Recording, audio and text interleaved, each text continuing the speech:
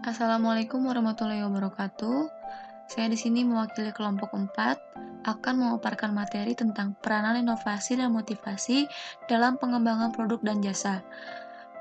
Materi ini disusun oleh kelompok 4 yang beranggotakan saya sendiri Alivia Putri, ada Fikri Fauzi, Hizara Maharani, dan Tria Apriliani.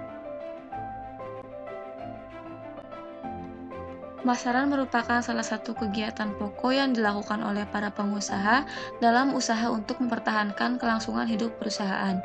Perusahaan pada umumnya memiliki tujuan yang mencakup beberapa aspek seperti mencakup volume penjualan tertentu, mendapatkan laba yang maksimal, dan menunjang tujuan perusahaan agar senantiasa dapat berkembang dinamis dalam lingkungan bisnisnya.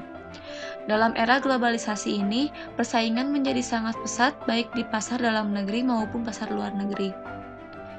Untuk memenangkan persaingan, perusahaan harus mampu memberikan kepuasan kepada konsumen, misalnya dengan menghasilkan barang dan jasa yang mutu terjamin dengan harga yang wajar, penyerahan produk yang lebih cepat, dan pelayanan yang lebih baik dari pesaingnya. Kita masuk ke konsep besar teori. Di sini ada pengertian produk. Produk adalah kombinasi barang dan jasa yang ditawarkan perusahaan kepada pasar sasaran.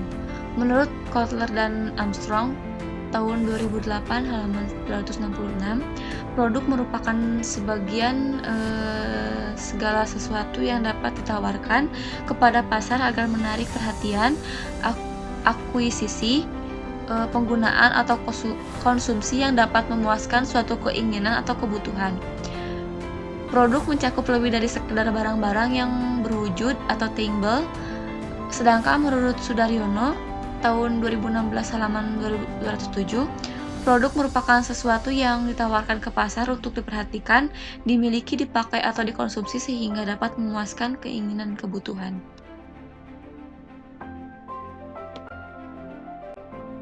Adapun kebutuhan dari produk yaitu yang pertama ada atribut produk. Menurut Gitu Sudarmo tahun 2012 halaman 226, atribut produk adalah suatu komponen yang merupakan sifat-sifat produk yang menjamin agar produk tersebut dapat memenuhi kebutuhan dan keinginan yang diharapkan konsumen. Lalu ada variasi produk. Menurut Michael P. Groover tahun 2010 halaman 6 mengatakan bahwa variasi produk dapat diartikan sebagai produk yang memiliki desain atau jenis berbeda dan diproduksi oleh perusahaan. Lalu juga ada cita rasa. Cita rasa ini merupakan suatu wujud nyata yang sudah pasti akan dibawa oleh barang-barang yang dihasilkannya. Semua konsumen akan sangat besar perhatiannya terhadap cita rasa tersebut, terutama yang akan dipergunakan oleh dirinya sendiri atau keluarganya. Yang terakhir ada kualitas produk. Menurut Ciptono tahun 2007 halaman 95, kualitas produk adalah kualitas meliputi usaha memenuhi atau melebihi harapan pelanggan. Kualitas mencakup produk, jasa, manusia, proses, dan lingkungan. Kualitas merupakan kondisi yang selalu berubah, atau misalnya apa yang menurut Kotler dan Armstrong tahun 2008 halaman 272 dianggap merupakan kualitas saat ini mungkin dianggap kurang berkualitas pada masa mendatang. Selanjutnya di sini ada jasa. Menurut Kotler dan Keller tahun 2016 halaman 277 adalah sebagai berikut. Jasa merupakan setiap tindakan atau untuk kerja yang ditawarkan oleh salah satu pihak kepada pihak lain yang secara prinsip intangible dan tidak menyebabkan perpindahan apapun. Sedangkan menurut Rambat Lupioadi tahun 2013 halaman 5, jasa adalah semua aktivitas ekonomi yang hasilnya tidak merupakan produk dalam bentuk fisik ataupun konstruksi, yang biasanya dikonsumsi pada saat yang sama dengan waktu yang dihasilkan dengan memberikan nilai tambah, seperti misalnya kenyamanan, hiburan, kesenangan, kesehatan, atau pemecahan akan masalah yang dihadapi konsumen. Lalu selanjutnya di sini ada klasifikasi jasa. Pada hakikatnya klasifikasi jasa terdapat berbagai macam tingkatan kombinasi antara barang fisik dan jasa tangible. Penawaran jasa dibedakan menjadi 5 kategori menurut Fendi Ciptono, yaitu sebagai berikut. Yang pertama ada segmen pasar, dapat dibedakan menjadi jasa yang ditunjukkan pada konsumen akhir, misalnya taksi, asuransi jiwa, catering, jasa tabungan, dan pendidikan, dan jasa bagi konsumen organisasional, misalnya biro periklanan, jasa akuntansi dan perpajakan, dan jasa konsultasi manajemen. Perbedaan utama antara kedua segmen bersangkutan terletak pada alasan dan kriteria spesifik dalam memilih jasa dan penyedia jasa, kuantitas jasa yang dibutuhkan, dan kompleksitas pengerjaan jasa yang diperlukan. Yang kedua ada tingkat keberwujudan atau tangibility. Ada tiga macam jasa berdasarkan kriteria ini, yaitu rented goods service, yakni konsumen menyewa dan menggunakan produk-produk tertentu berdasarkan tarif tertentu selama jangka waktu tertentu pula.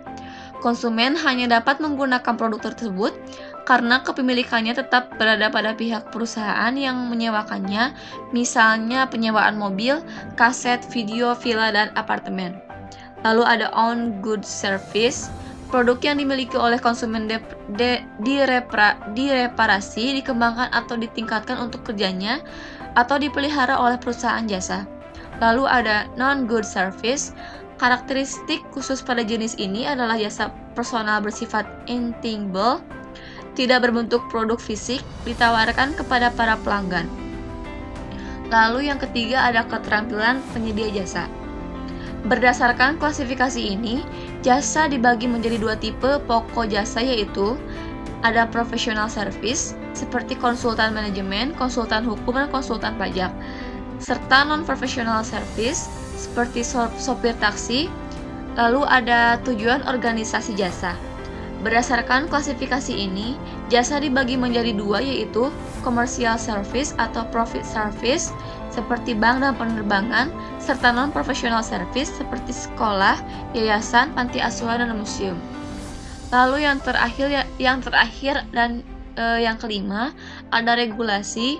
Dalam klasifikasi ini, jasa dibedakan menjadi regulated service seperti pialang, angkutan umum, dan perbankan, dan non-regulated service seperti catering dan pengecatan rumah. Lalu yang selanjutnya ada karakteristik jasa. Karakteristik jasa merupakan sifat dari jasa yang ditawarkan oleh satu pihak kepada pihak yang lain yang berfungsi untuk membedakan produk barang. Menurut Kotler dan Armstrong, tahun 2016 halaman 223, terdapat 4 poin karakteristik jasa, yaitu yang pertama tidak berwujud atau intangibility. Jasa bersifat ini merupakan abstrak dan tidak berwujud. Jasa tidak dapat dilihat, diraba, didengar, atau dicium sebelum jasa tersebut telah diterima. Lalu yang kedua ada bervariasi atau variability. Jasa ini bersifat non-standar dan sangat variabel. Berbeda dengan kualitas produk fisik yang sudah terstandar, pada kualitas pelayanan jasa tergantung pada yang menyediakan, kapan, di mana, dan bagaimana jasa tersebut diberikan, karena itulah jasa tersebut bervariasi. Lalu tidak dapat dipisahkan atau inseparability. Umumnya jasa diproduksi dan dikonsumsi pada waktu yang bersamaan dengan partisipasi konsumen di dalamnya. Lalu tidak dapat disimpan atau perishability. Jasa tidak mungkin disimpan dalam bentuk persediaan. Nilai jasa hanya ada pada saat jasa diproduksi dan langsung diterima oleh penerimanya.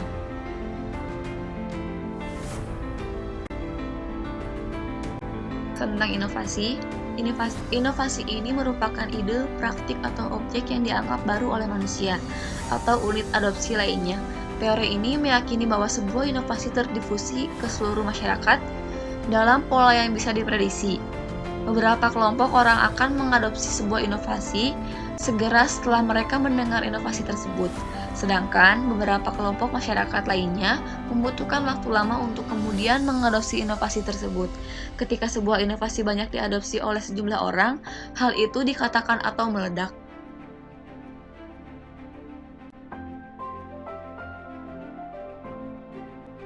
Lalu yang selanjutnya ada motivasi.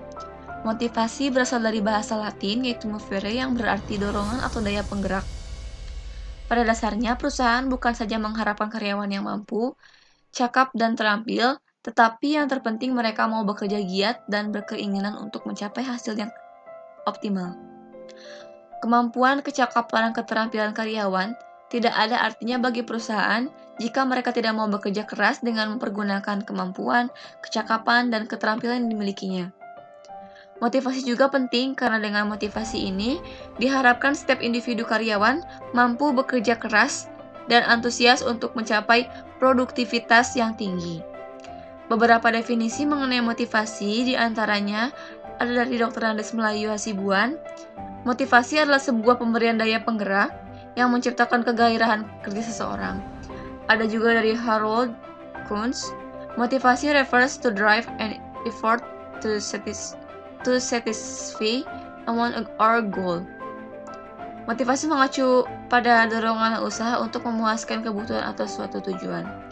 Ada juga dari American Encyclopedia. Motivasi adalah kecenderungan atau sifat yang merupakan pokok pertentangan dalam diri seseorang yang membangkit topang dan mengarahkan tindak tanduknya. Ada juga dari Merle J. Moskowitz.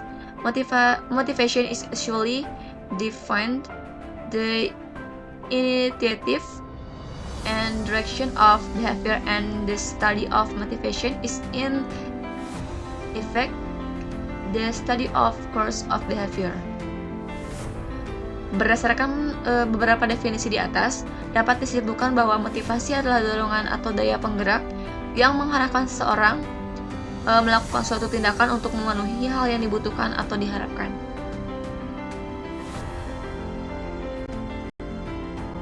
Juga ada jenis dan tujuan motivasi. Yang pertama, jenis-jenis motivasi diantaranya motivasi positif atau insentif positif. Manajer memotivasi bawahan dengan memberikan hadiah kepada mereka yang berprestasi baik. Yang kedua, motivasi negatif atau intensif negatif. Contohnya seperti manajer memotivasi bawahan dengan memberikan hukuman kepada mereka yang pekerjaannya kurang baik atau prestasi rendah. Adapun tujuan motivasi, yang pertama mendorong gairah dan semangat kerja, yang kedua meningkatkan kepuasan, yang ketiga meningkatkan produktivitas kerja, yang keempat mempertahankan loyalitas, yang kelima efektivitas, yang keenam efisiensi, yang ketujuh meningkatkan kreativitas dan lain-lain. Yang selanjutnya ada teori motivasi. Yang pertama ada teori motivasi klasik. Teori motivasi klasik atau teori kebutuhan tunggal dikemukakan oleh Frederick Winslow Taylor. Menurut teori ini, motivasi para pekerja hanya untuk dapat memenuhi kebutuhan dan kepuasan biologi saja. Yang kedua, menurut Maslow's Needs Hierarchy Theory, dikemukakan oleh A.H. Maslow tahun 1943. Teori ini merupakan kelanjutan dari Human Science Theory atau Elton Mayo tahun 1880 sampai 1919 yang menyatakan bahwa kebutuhan dan kepuasan seseorang itu jamak, yaitu kebutuhan biologis dan psikologis berupa material dan non-material. Yang ketiga, menurut Herzberg's Two-Factor Motivation Theory, menyatakan bahwa orang dalam melaksanakan pekerjaannya dipengaruhi oleh dua faktor, yaitu maintenance factors atau faktor-faktor pemeliharaan yang berhubungan dengan hakikat manusia yang ingin memperoleh ketentraman badaniah, misal orang yang lapar akan makan, dan motivation factors menyangkut kebutuhan psikologis seseorang, yaitu perasaan sempurna dalam melakukan pekerjaan. Yang keempat, menurut Mixed Achievement Motivation Theory. Teori ini berpendapat bahwa karyawan mempunyai cadangan energi potensial. Bagaimana energi ini dilepaskan dan digunakan tergantung pada kekuatan dorongan motivasi seseorang dan situasi serta peluang yang tersedia.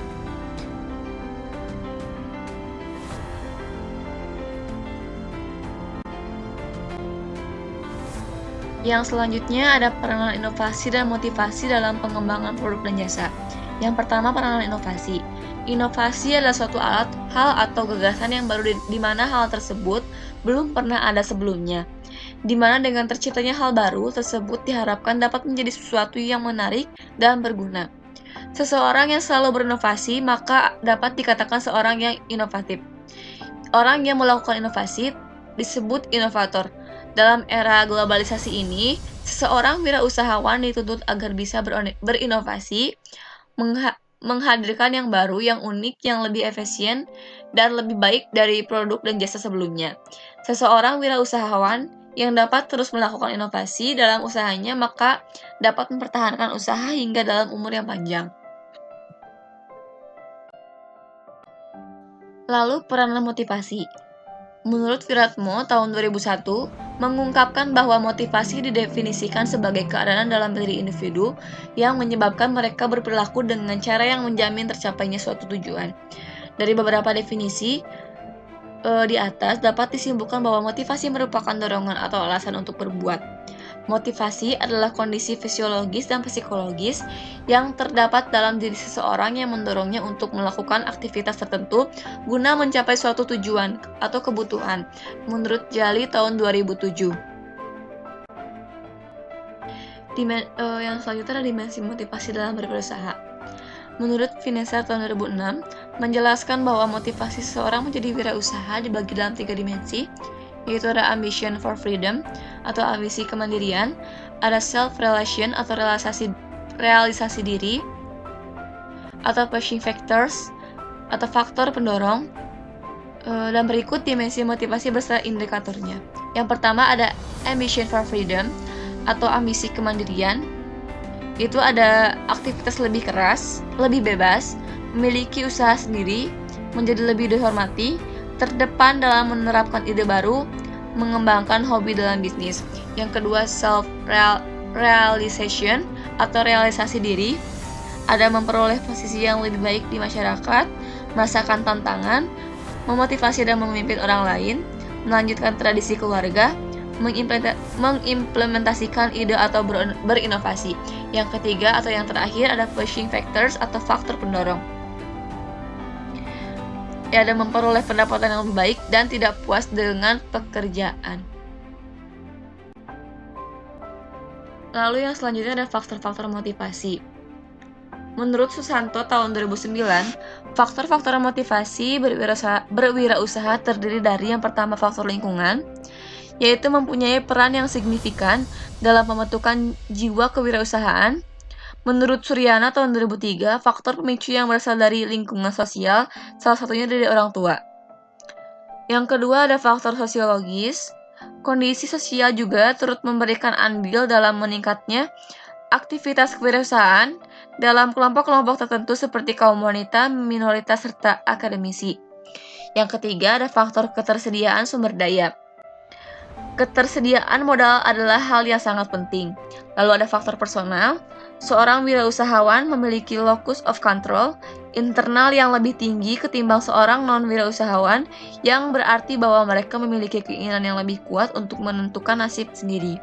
Yang terakhir ada adversity quotient, juga menjadi salah satu faktor motivasi berwirausaha. Dalam penelitian yang dilakukan oleh Wisesa dan Indrawati tahun 2016 menunjukkan bahwa adversity quotient memiliki hubungan yang positif dengan motivasi berwirausaha, yang artinya apabila adversity quotient tinggi maka motivasi berwirausaha juga tinggi. Maka dari itu, kesimpulan dari materi ini ialah setelah menyusun makalah tentang peran inovasi dan motivasi dalam pengembangan produk dan jasa, kami menyimpulkan bahwa inovasi dan motivasi berperan penting dalam kemajuan wirausahawan atau suatu perusahaan. Apabila inovasi selalu dikembangkan akan menghasilkan suatu produk dan jasa yang berbeda-beda, tentunya ke arah yang lebih baik atau bisa disebut perbaharuan, dan apabila dibarengi dengan motivasi serta tekad yang tinggi, wirausahawan atau perusahaan akan bertahan dalam persaingan bisnis yang sangat tinggi pada era globalisasi ini.